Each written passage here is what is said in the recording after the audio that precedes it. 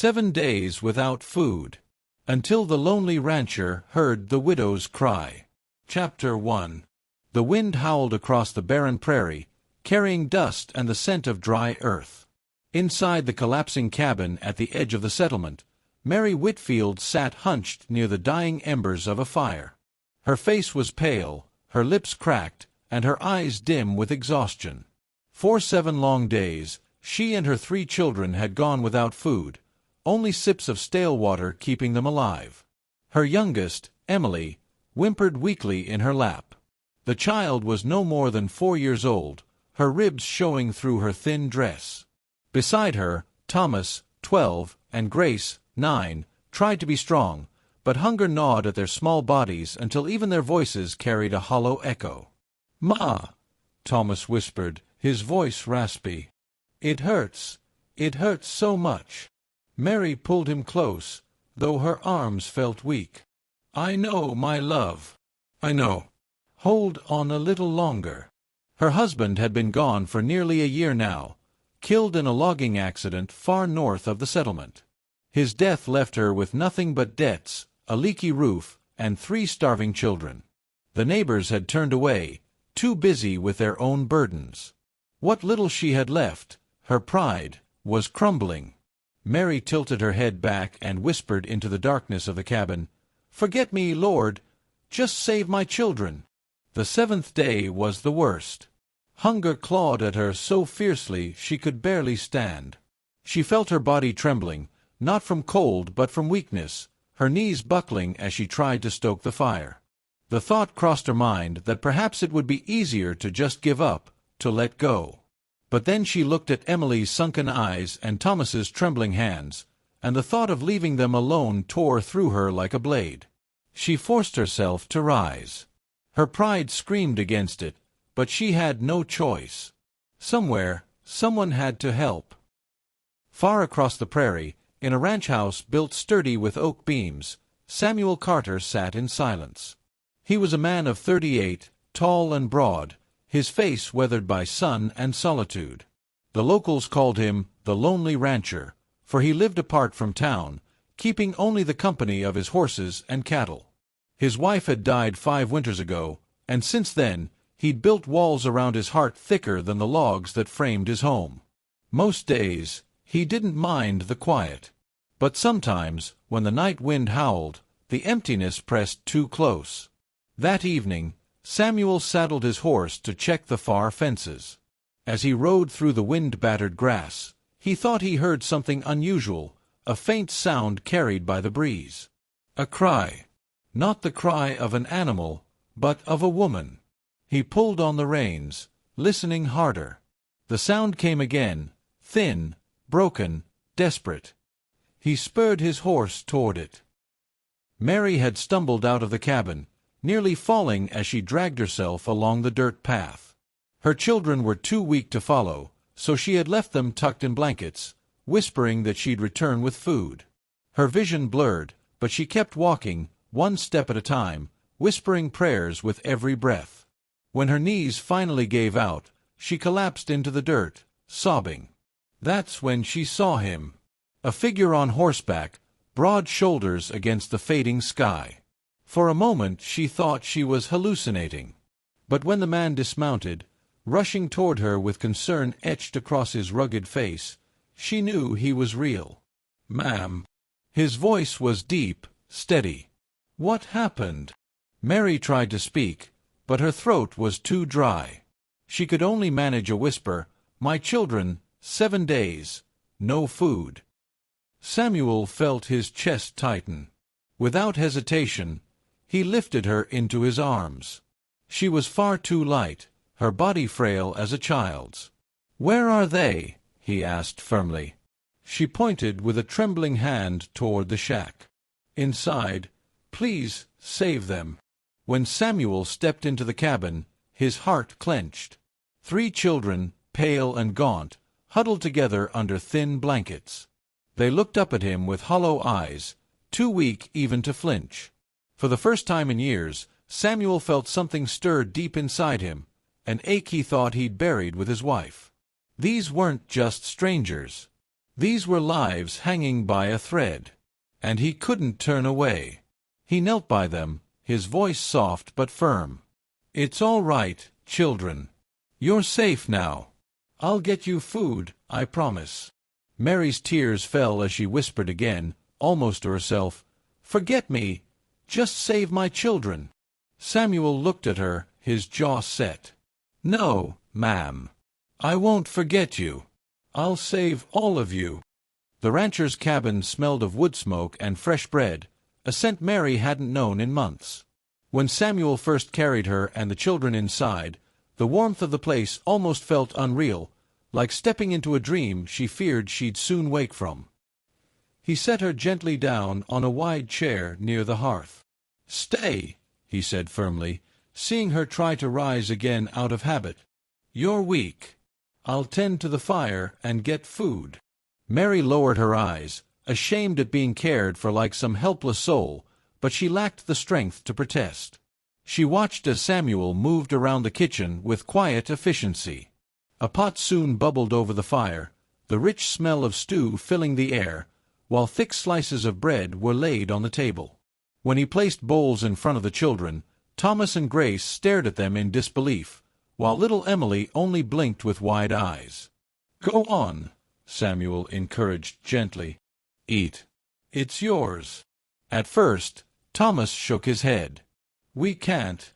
It's too much." Samuel crouched to meet his gaze. "Son, no one should go 7 days without food. Eat. I'll make more if it's gone." That was all it took. Thomas picked up the spoon, and in moments, the children were eating with a desperation that broke Mary's heart. Emily spilled half of hers down her dress in her eagerness, and Grace began to cry even as she swallowed mouthfuls. Mary covered her face with her hands, tears sliding through her fingers. "Why are you crying, Ma?" Grace asked softly. Mary lowered her hands and smiled shakily. "Because you're eating, my love. Because God answered." Samuel's expression softened as he set a bowl before Mary too. She tried to refuse at first, whispering, "Forget me, let them eat first." But Samuel's voice was low, steady, and firm. "You need strength to care for them. You eat too." And so she did, though every bite felt like a gift she didn't deserve. That night, after the children were asleep on cots Samuel had prepared, Mary sat near the fire, her hands wrapped around a mug of warm tea he'd given her. "You live alone?" she asked quietly, breaking the silence. Samuel nodded. "Been that way for some years." She studied him in the firelight. He was strong, his face rugged, yet there was a stillness about him that spoke of long nights with only his thoughts for company. "Your wife?" she asked hesitantly. "Gone," he said simply. 5 winters back. Fever." His eyes darkened, then he shrugged, as if forcing the memory away. "Since then, I work, eat, sleep, repeat." Mary lowered her gaze. "I'm sorry." Silence lingered between them, filled only by the crackle of the fire. Finally, Samuel spoke. "What about you?" Mary's hands tightened around the mug. "My husband, he worked with the logging company. A tree fell wrong." Her voice broke, and she swallowed hard. "They brought back his body and nothing else. The debts were left on me." Her shoulders trembled. "I tried. I sewed for the neighbors, I worked where I could, but winter came and the children, there was nothing left." She pressed a hand to her eyes. "If you hadn't come when you did." Her voice failed. Samuel's jaw clenched. He looked at her not with pity, but with a fierce kind of resolve. "You'll not face that again," he said quietly. "Not while I'm here." Mary's head lifted sharply. "Why?" she whispered, almost fearful of the answer. He leaned forward, elbows resting on his knees. "Because no woman should beg for her children's lives. And because," he paused, struggling for words he hadn't spoken in years, "because I know what it is to lose. I won't stand by and watch it happen to someone else." The following days blurred into a rhythm of small mercies. Samuel split his food stores without hesitation, bringing milk for Emily, extra bread for Thomas, and sweet preserves that made Grace smile for the first time in weeks. Mary tried to help, though her body was still weak. She swept floors, washed dishes, and mended torn clothes with quick hands, determined not to feel like a burden. One morning, as she hung laundry in the sun, Samuel watched her from the corral where he worked the horses. Her hair, once dulled by grief, caught the light like threads of gold. There was strength in her still, strength that hunger and hardship hadn't stolen. She caught him looking and flushed, turning away quickly. That night, after the children had gone to bed, Mary whispered by the fire, "I don't know how to repay you." Samuel shook his head. "I didn't do it for repayment." "Then why?" she asked again, her eyes searching his. He held her gaze steadily. "Because I was meant to hear your cry." Mary's breath caught, her chest tightening with something she hadn't felt in so long, hope. For the first time in years, she let herself believe that maybe tomorrow would not be darker than today. But hope often comes with fear. One evening, when Samuel returned from the pastures, he found Mary sitting alone outside the cabin, her face pale, her hands clenched in her lap. "What's wrong?" he asked quickly. Tears slid down her cheeks.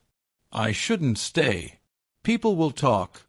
A widow living under a man's roof. They'll say I've no shame." Samuel's brow furrowed. "Let them talk." She shook her head fiercely. "You don't understand. The town already turned their backs on me.